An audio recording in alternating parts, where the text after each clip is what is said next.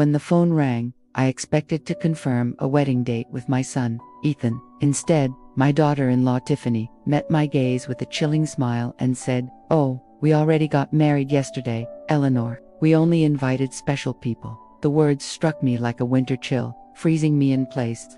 Special people. I, who for 3 years had faithfully paid their $500 monthly rent, furnished their home, and stocked their refrigerator when their cupboards were bare, was not special. I stood in my own living room, the phone heavy in my hand, watching Ethan avert his eyes while Tiffany settled comfortably onto the very sofa I had bought for them. The pale pink dress, carefully chosen for her wedding, now hung uselessly in my closet, a silent testament to a dream unfulfilled. With it lay new shoes and the shattered illusion of being part of my only son's most important day. I had spent $200 on that dress, picturing myself smiling in their wedding photos I would never be in. For weeks, I had meticulously planned every detail, saved $1,000 for a generous wedding gift, and eagerly called my sister Diane, in Chicago, with the good news.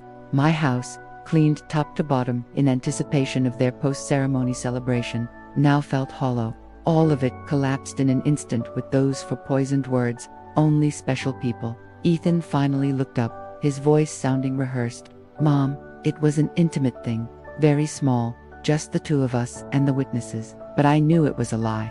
Social media had already painted a vivid picture: Tiffany's parents proudly beside the newlyweds, her siblings raising champagne toasts, Tiffany in her white dresser dress I had helped finance with the $800 ID given her for personal expenses just last month. I saw everything I wasn't meant to see.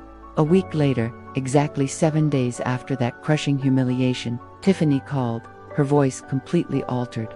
The confident woman who had excluded me from her wedding was gone, replaced by a desperate, almost pleading tone. "Eleanor," she began, "the rent is overdue. The landlord is threatening eviction if we don't pay this week.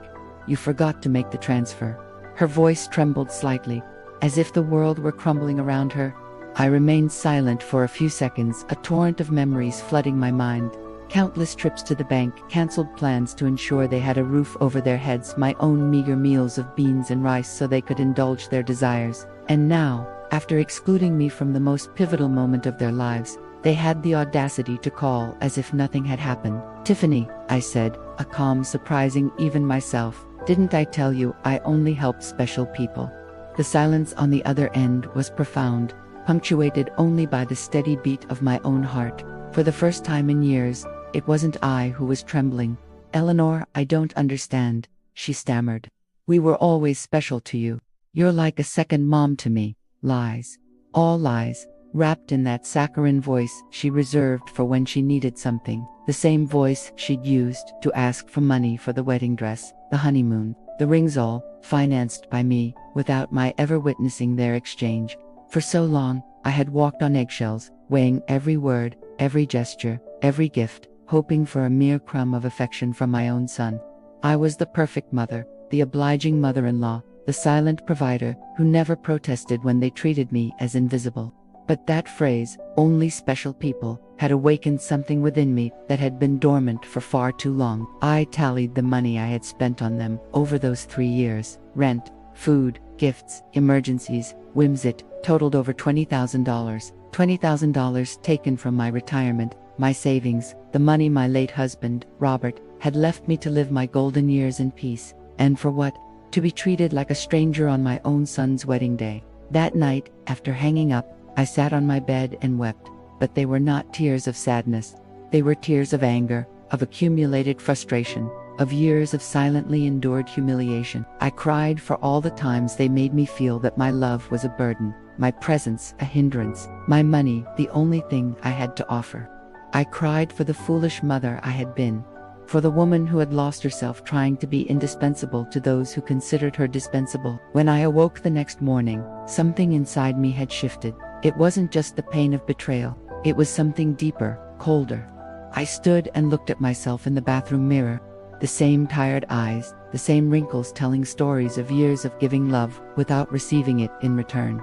But there was something new in my gaze, a hardness I didn't recognize, a determination that had been buried under years of compliance. I went to the kitchen and made coffee, as I had every morning for 40 years. But this time, I didn't think about calling Ethan to ask how he'd slept. I didn't check my phone in anticipation of an apology for yesterday's humiliation. For the first time in a long time, I was my own first concern of the day. I sat at the table where I had so often planned surprises for them, counted bills for their expenses, and cried silently when they treated me with indifference. Now, this table would bear witness to something entirely different. I pulled out my checkbook and bank statements, meticulously calculating the extent of my own foolishness. Monthly rent of $500 multiplied by 36 months, $18,000, food and supplies, approximately $200 a month, another $7,200, birthday, Christmas, and anniversary gifts, at least $3,000, Tiffany's medical emergencies, $800, the car loan they never repaid, $2,500, air conditioner repair in their apartment, $600, living room furniture, $1,200, total, $33,400. That was the exact sum of my generosity. $33,400 I had siphoned from Robert's inheritance, from my pension, from the savings I had meticulously accumulated over decades of honest work. All that money, squandered to keep two adults comfortable who couldn't even feign respect for me. The phone rang, displaying Ethan's name. Normally, my heart would pound as I rushed to answer, hoping he would finally apologize and explain that everything had been a misunderstanding. This time, I let it ring once, twice, 3 times. Finally, it fell silent, and I continued drinking my coffee as if nothing had happened. 10 minutes later, it rang again. This time, it was Tiffany. I let it ring as well. Then, a text from Ethan. "Mom, please answer. We need to talk." I deleted the message without replying. At 2 o'clock in the afternoon, I decided to go for a walk. I hadn't done that in months, without a specific purpose, without an errand related to them. It was always the bank for transfers, the supermarket for something they needed, the pharmacy for Tiffany's medications. Today, I walked simply because I wanted to. I passed the park where I had often taken Ethan as a child, remembering that sweet boy who hugged me tight and called me the best mom in the world. When had he become this man who treated me like an ATM with feelings? When had I started confusing love with money? When had I started believing I had to buy my own son's affection? At the bank, where I had so often made automatic transfers, I stopped in front of the door. The branch manager, Mr. Jenkins, saw me through the glass and waved. I had known him for years. He had processed every one of my transfers to Ethan and Tiffany, watched my account drain month after month to fill theirs. I went inside and walked directly to his office. "Mr. Jenkins," I told him, "I need to cancel all the automatic transfers I have programmed." He looked at me, surprised. For 3 years, these transfers had been as regular as the sunrise. "Are you sure, Mrs. Eleanor?" he asked, genuine concern in his voice, more genuine than any interest Ethan had shown in me in recent months. "Did something happen?" "What happened is that I finally opened my eyes," I replied. "I want to cancel everything, and I also want information on how to protect my accounts. I don't want anyone else to have access to my money." While Mr. Jenkins processed the cancellations, my phone didn't stop ringing. Ethan, Tiffany, Ethan again. It was as if they had developed radar to detect when their source of income was in danger. I turned the phone off completely. "Mrs. Eleanor," Mr. Jenkins said as he handed me the papers, "I apologize for intruding, but in all these years, I have seen you be very generous with your family. I hope you are not being pressured to make these changes." His words touched me deeply. This man, who barely knew me beyond bank transactions, showed more genuine concern for my well-being than my own son. "I'm not being pressured, Mr. Jenkins," I said. "On the contrary, I have finally stopped pressuring myself." When I left the bank, I felt strangely light, as if I had shed an enormous burden in that office. For the first time in years, my money was entirely mine. I had no financial obligations to people who saw me as a resource instead of a person. I went home and thought about all the things I had undone to please Ethan and Tiffany, the trips I had undertaken to save money for them, the friends I no longer saw because I was always available for their emergencies, the hobbies I had given up because every dollar I spent on myself was $1 less for their needs. As I arrived home, I found 3 cars parked in front of my door, Ethan's, Tiffany's, and one I didn't recognize. I could see movement inside my house through the windows. My blood ran cold. They had keys. I had given them keys because I trusted them, because I thought they would one day take care of me, just as I had taken care of them. I took a deep breath before opening the door. It was time for the first real confrontation of my new life. I opened the door to my house and witnessed a scene I will never forget. Ethan was slumped on my sofa, his head in his hands. Tiffany was pacing back and forth like a caged animal, and an older man I didn't know was poring over papers on my dining table. My papers, my personal documents. "What is happening here?" I asked, my voice sounding louder than I expected. All three of them looked at me as if I were the intruder in my own home. Tiffany was the first to speak, her voice carrying the same desperate urgency I had heard on the phone. "Eleanor, thank God you're here. We need to talk. Mr. Davidson is from the law firm. We consulted about your situation." My situation. The question left my mouth with a surprising calm. What situation? "I'm doing perfectly fine." Ethan finally lifted his head and looked at me with those eyes that once belonged to an innocent child, now reflecting only financial panic. "Mom, we went to the bank, and they told us you canceled all the transfers. Mr. Jenkins explained that you also blocked our access to your accounts. We don't understand why you did that." Mr. Davidson, a man in his 50s in a gray suit with a smile that inspired no confidence, approached me with an outstretched hand. "Mrs. Eleanor, I am Dr. Davidson, a family law attorney. Your children are concerned about your mental well-being and have asked me to assess the situation." I didn't shake his hand. Instead, I went directly to my dining table and gathered all my documents that he had been reviewing without my permission. "These are my private papers. You have no right to look at them without my consent." "Mom," Ethan interjected with that condescending voice he had perfected in recent years, "we're worried about you. Your behavior has been very strange lately. First, you financially cut us off without an explanation. Then, you don't answer our calls. We think you might need professional help." Tiffany approached and tried to take my hand with that fake tenderness she reserved for moments of need. "Eleanor, honey, we know you're under a lot of stress. Maybe the loneliness is affecting you more than you think. At your age, episodes of confusion are normal." The word confusion echoed in my head like an alarm bell. Now I understood why they had brought the lawyer. It wasn't about helping me. It was about declaring me mentally incompetent and taking control of my finances. The same woman who had told me they only invited special people to their wedding was now treating me like a senile old lady. "I am not confused," I said with a firmness that silenced everyone. "I am clearer than I have been in years, and you are all going to leave my house right now." Mr. Davidson interjected, his professional voice attempting reason. "Mrs. Eleanor, I understand you feel overwhelmed, but your children have a right to intervene if they believe your ability to make financial decisions is impaired.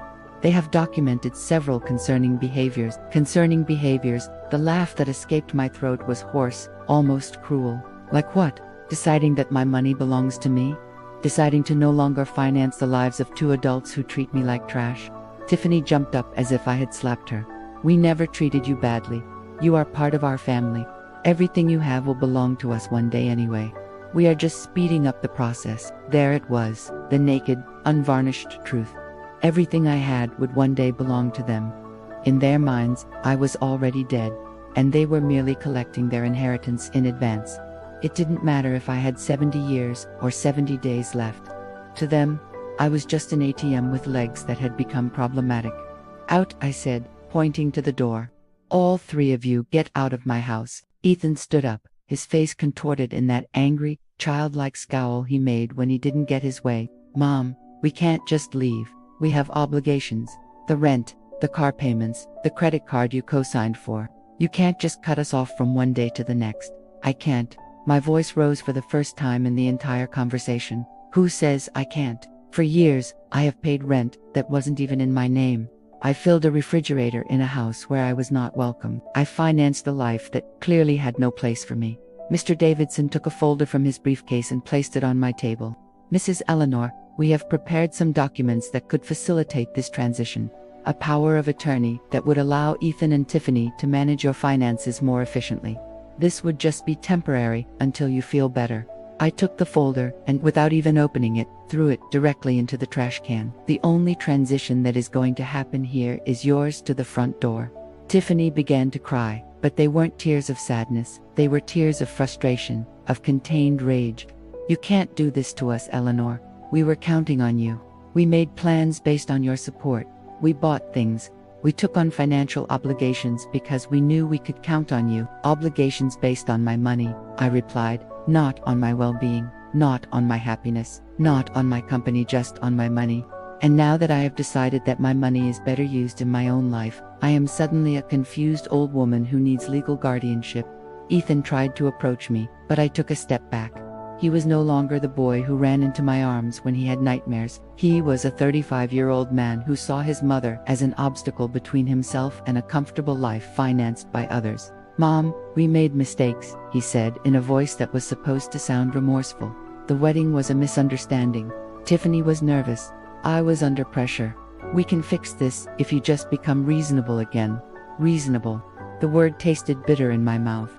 Being reasonable means continuing to pay for your life while you treat me like a stranger. It means pretending it doesn't hurt to have been excluded from the most important day of my only son's life.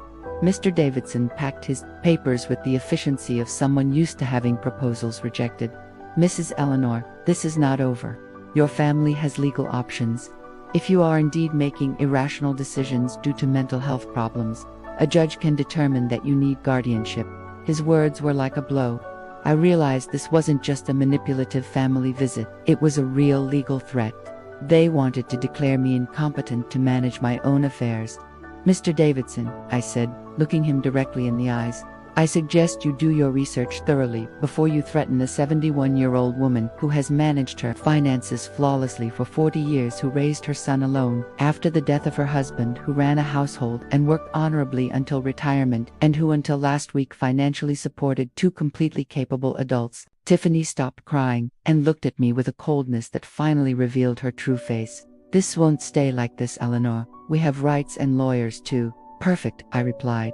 "Hire all the lawyers you want, with your own money, of course, because mine is no longer available to finance your legal tantrums." The three of them walked to the door with the wounded dignity of people not used to being told no. Before he went out, Ethan turned to me one last time. "Mom, this is going to end very badly for you. You're going to end up alone with no one to take care of you when you really need it." "Ethan," I said with deep sadness, but also with crystalline clarity, "I am already alone. The difference is that now it's by my own choice, not by your neglect." As I closed the door behind them, I stood in my living room, enveloped in the most beautiful silence I had heard in years. It was the silence of freedom. That night, I couldn't sleep, not out of sadness or regret, but out of the adrenaline of having reclaimed control of my own life. I lay awake in bed, planning my next steps like a general preparing for battle. If Ethan and Tiffany wanted to fight, I would give them a war. But it would be a war I would fight with intelligence, not with emotion.